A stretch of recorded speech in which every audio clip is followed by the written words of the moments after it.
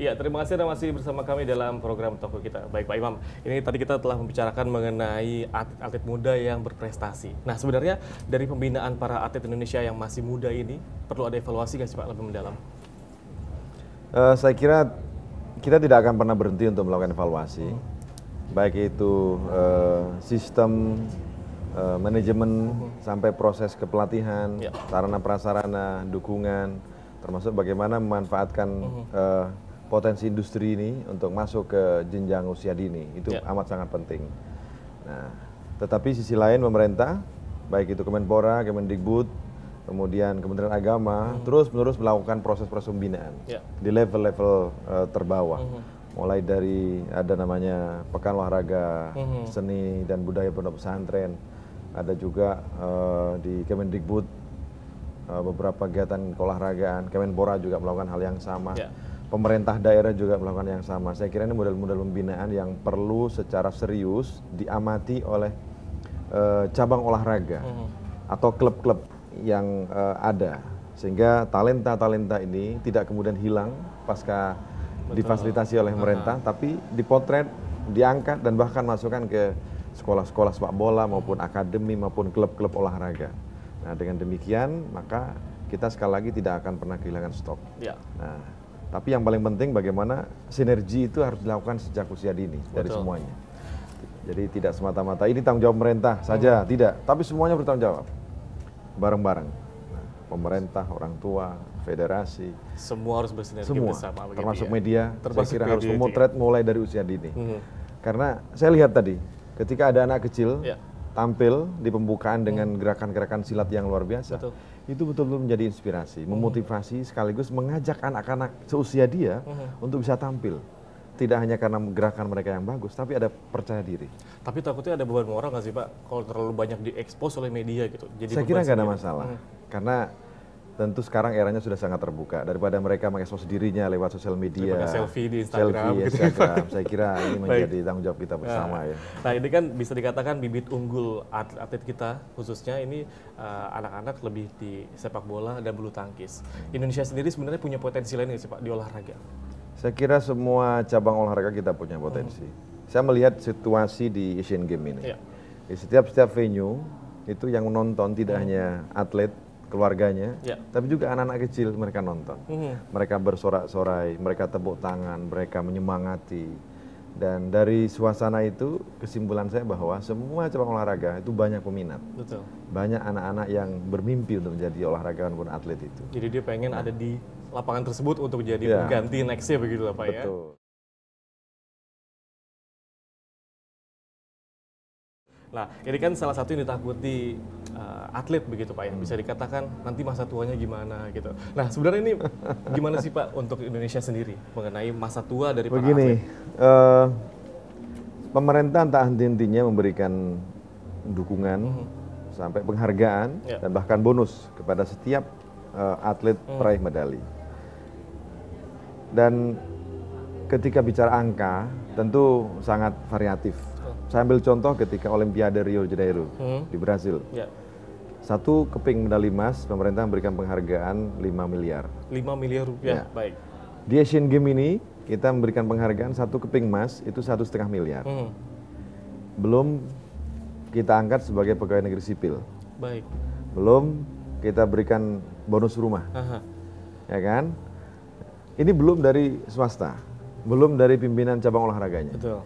Itu artinya ketika dia berprestasi, maka sesungguhnya fasilitas maupun penghargaan diberikan. Masalahnya adalah bagaimana kemudian yang belum berhasil. Betul. Maka pemerintah pun tahun ini, 2018 di Asian Games ini, kami juga memberikan satu space pada saatnya akan kita berikan penghargaan meskipun tidak sebesar yang berprestasi. Tapi masalah berikutnya muncul, bagaimana kemudian memanage ini semua untuk masa tua. Betul.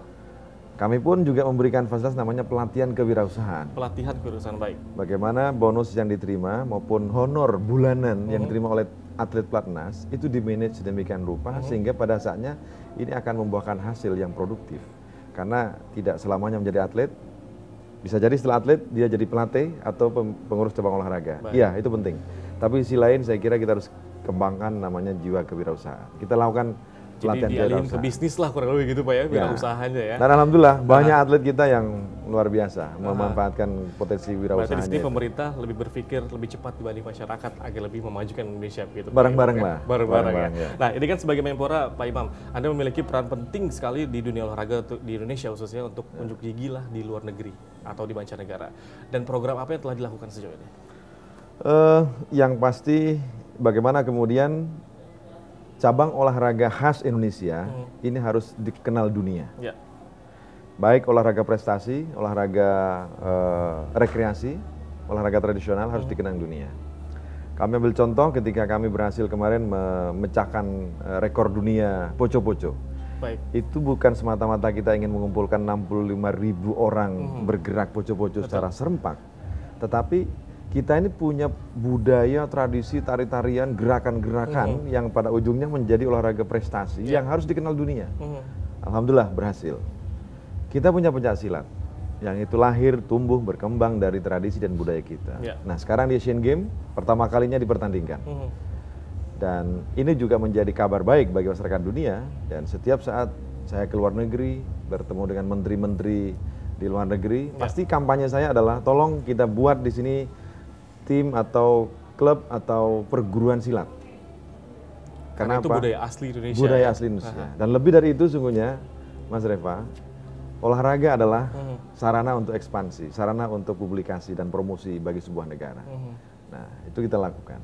Nah, dan alhamdulillah responnya luar biasa. Di Asian Games dipertandingkan. Dan bahkan ketika saya kemarin bertemu dengan Vice President Tokyo Olimpiade 2020, saya minta bagaimana silat nanti bisa dieksibisi di sana dan semoga Olimpiade berikutnya pencak silat bisa dipertandingkan. Kita harapkan olahraga nasional ini bisa masuk ke ajang dunia begitu Pak Imam ya. Nah sebenarnya tapi terkait dengan kondisi olahraga di Indonesia sendiri sejauh ini bagaimana sih Pak? Apakah memang menuju ke arah yang lebih baik atau bagaimana?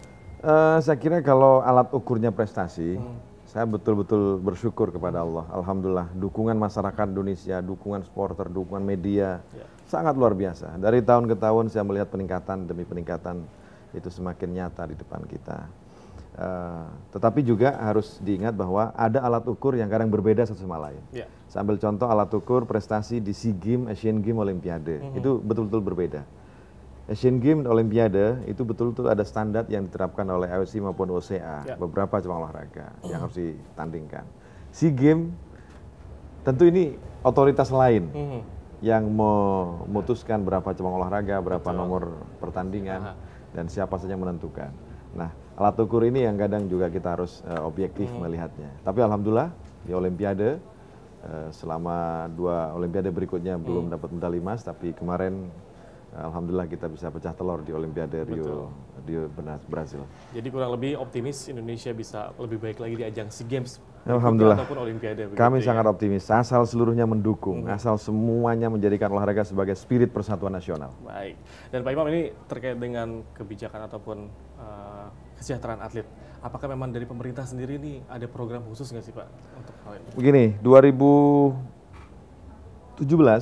kami membuat kebijakan namanya dana pensiun atlet. Jadi tunjangan seumur hidup bagi atlet, terutama Olimpian, karena kami ambil sampel Olimpian. Setahun kami anggarkan, per bulan satu Olimpian itu 15 juta. Kita harapkan sampai meninggal, karena negara-negara besar sudah melakukan itu.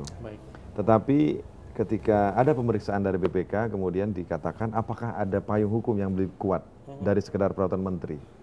Nah ini yang kemudian sekarang kami bersama DPR sedang menyiapkan sebuah regulasi besar, namanya Undang-Undang Atlet, yang di dalamnya nanti harus mencantumkan bagaimana negara memberikan perhatian kepada Olimpian atau atlet berprestasi seumur hidup. Entah dibiayai oleh negara langsung, atau negara memberikan mandat kepada BUMN atau dunia usaha. Saya kira ini yang sedang kami siapkan naskah. Dan itu masih dalam obrolan begitu loh Pak ya. Jadi tadi ada program satu lapangan satu desa, dan juga tadi ada program dana pensiun, dan mungkin banyak nanti program-program lainnya akan digalakkan oleh Menpora. Ya dalam itu dia tadi berbincang kita bersama Menteri Pemuda dan Olahraga Bapak Imam Nahrawi. Terima kasih banyak Pak Imam telah bergabung bersama kami di JAK TV dan meluangkan waktunya. Dan akhir kata saya Reva Padani pamit undur diri. Wassalamualaikum warahmatullahi wabarakatuh.